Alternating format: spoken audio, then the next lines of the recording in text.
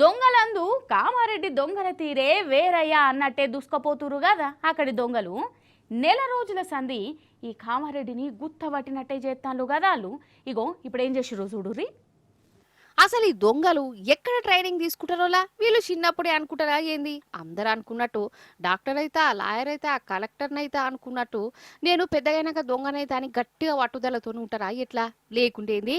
దొంగతనం చేస్తే ఏదో ఒక నాడు దొరుకుతామని ఎరికే, దొరికినాక జైల్లో పడతామని ఎరికే, జైలుకు పోతే ఊర్లో ఇజ్జత్ పోతుందని ఎరికే, ఇంట్లో తల ఎత్తుకోరని ఎరికే. అయినా గాని దొంగతనాలకు తెగబడుతురింది ఈ కామారెడ్డిలనైతే నేరి అద్మానముల పోలీసుల మీద దొంగలకు గంతగట్టి నమ్మకమో ఏందో గాని నెల రోజుల సంధి రికావు లేకుండా వాళ్ళ పనితనం చూయితేనే ఉన్నారు. ఇగో ఇటు చూడురి, డైరెక్ట్ బీరువా ఎత్తుకుపోయేరోళ్ళ. అయ్యయ్యో, ఇంట్లోకి పోయి బీర్వా సదిరే వరకల్లా టైం వేస్ట్ అవుతుంది అనుకున్నారో ఏం పాడు, డైరెక్ట్ బీర్వాన ఎత్తుకుపోతురుగా. వాళ్ళ చేతులకు జట్టలు బుట్ట. ఈ బీర్వాల 2 తులాల బంగారం కొంత పైకం కూడా ఉన్నదట. కాదు, నెల రోజుల సంది ఇదే కాలనీల వరుసగా దొంగతనాలు అయితేనే ఉన్నాయి. మరి పోలీసులు ఎందుకు కావలు కాస్తలేరు కావచ్చు.